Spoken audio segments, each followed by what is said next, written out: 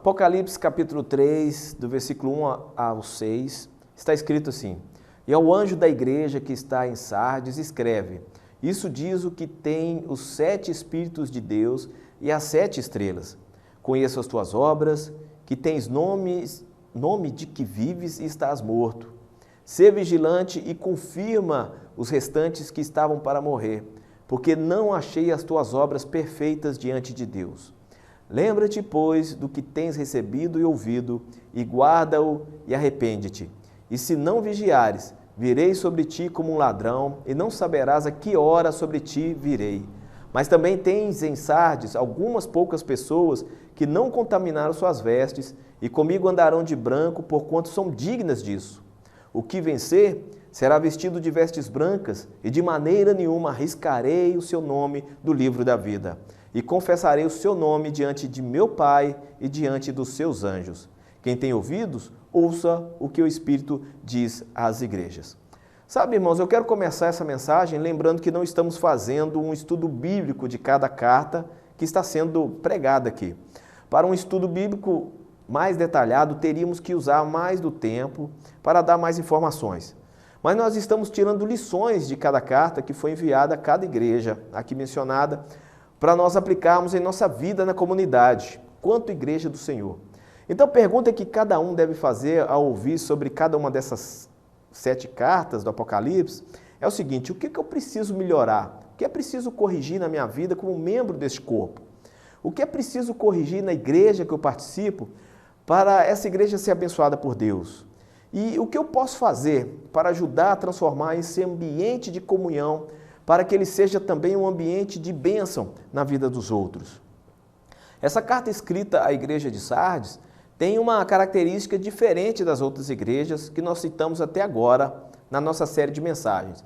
Por exemplo, quando falamos da igreja de Pérgamo e Tiatira, essas igrejas tinham seus inimigos internos e externos, de dentro e de fora.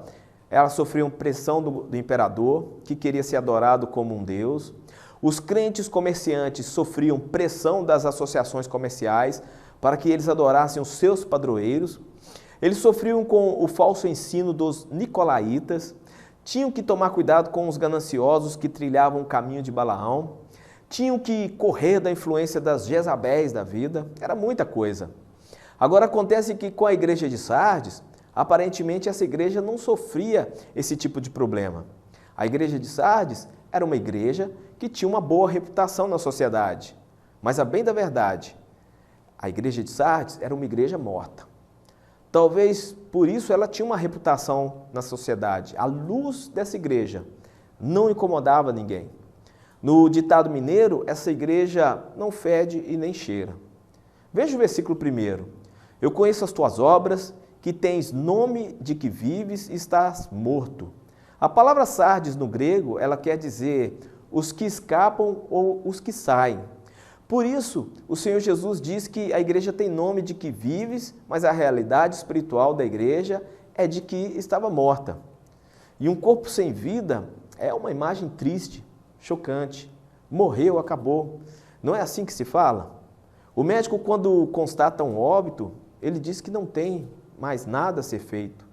Desliga-se os aparelhos, cobre aquele corpo, chama o serviço de funerária para que possa fazer um velório e depois enterra.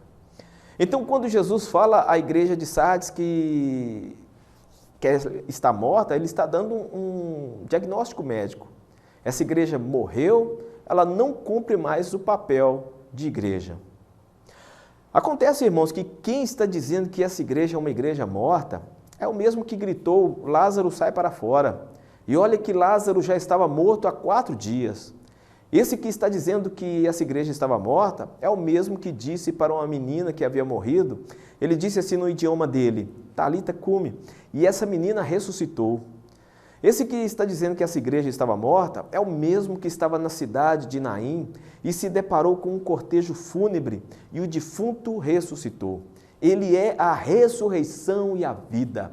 Aquele que tem os 7 Espíritos de Deus, como diz no versículo 1. Isso é, ele tem a plenitude do Espírito Santo, o sopro de Deus que pode dar vida a uma igreja morta. Pode estar só os ossos secos, como na visão do profeta Ezequiel. Aquele que tem os 7 Espíritos de Deus, ele grita: porei nervo sobre vós, porei carne sobre vós, e sobre vós porei a pele, e porei em vós o Espírito, e vivereis, e sabereis que eu sou Deus. O importante nisso tudo é que o nosso Deus é um Deus paciente. Depois dessa repreensão à igreja de Sardes, Jesus chama os crentes ao arrependimento. Era necessária uma mudança radical. Aqueles que estavam prestes a morrer espiritualmente eram chamados a se fortalecerem. E esse chamado à vida é um reavivamento. A igreja de Sardes tinha que parar de viver de aparências e voltar a ser a igreja vibrante que era antigamente. E reavivamento é o sopro de vida, é o sopro do Espírito Santo. Há uma brasa que está prestes a se apagar. É o sopro de vida daquele corpo que está morrendo. E mais do que urgente, irmãos, é necessário analisarmos a igreja de Sardes e compararmos conosco hoje. Precisamos, como igreja, do sopro do Espírito Santo em nossa comunidade? A igreja de Sardes tinha pessoas religiosas que faziam parte do hall de membros, mas viviam como se não fossem crentes. O diabo não precisava levantar perseguição contra essa igreja. Ela já estava derrotada pela falta de compromisso desses membros.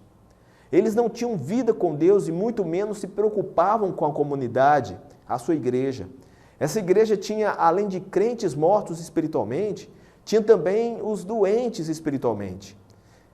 É o resultado do mundanismo e do pecado que vai matando aos poucos, vai matando aquela vontade de buscar a Deus. Por isso, mais do que importante, são as palavras de Jesus. Lembra do que tens ouvido, guarda, arrepende-te, se não vigiares, virei a ti como um ladrão. Quem era morador da cidade sabia muito bem sobre esse termo, virei como ladrão. Sardes tinha sido invadida 2 vezes. Eles achavam que era uma cidade segura, mas não vigiou e ela foi dominada. Vigilância é o que o Senhor Jesus sempre orientou. Vigiai e orai. É necessário estar vigilante. Os dias são maus, o diabo é sutil e trabalha a todo momento para derrubar, para esfriar a fé dos crentes.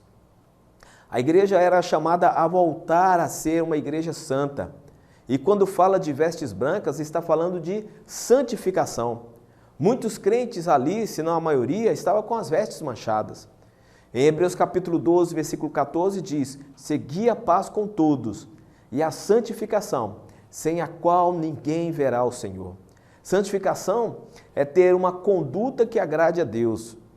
E mais, o versículo diz para ter um bom relacionamento entre os irmãos. Apesar de todo esse quadro tenebroso que eu vim desenhando aqui, ainda há esperança. Apesar do quadro de uma igreja morta que foi denunciada por Jesus aqui, ainda tem solução. Isso porque ele tem os 7 Espíritos e as 7 estrelas estão em suas mãos. Ele tem poder para dar vida à sua igreja. Ele tem autoridade para restaurar a sua igreja. Ele é o dono da igreja. Ele chama a atenção, ele consola, ele cura, ele reviva e reaviva a sua obra. Apesar da igreja ser chamada de morta, tinha algumas pessoas que não contaminaram suas vestes. E a essas pessoas, Jesus faz uma promessa: comigo andarão de branco, porquanto são dignas disso. Estes crentes estarão vestidos de branco na glória com ele.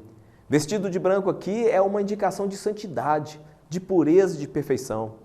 E tem mais, Jesus prometeu que jamais riscaria o seu nome do livro da vida. Em 2 Timóteo capítulo 2, versículo 19, diz que o Senhor conhece os seus. Jesus nos conhece. Ele sonda os nossos corações. Ele sabe quem realmente é fiel a Ele. E para esses crentes fiéis não existe ameaça. A esses que são fiéis ao Senhor, Ele o confessará diante do Pai e diante dos anjos na glória celeste.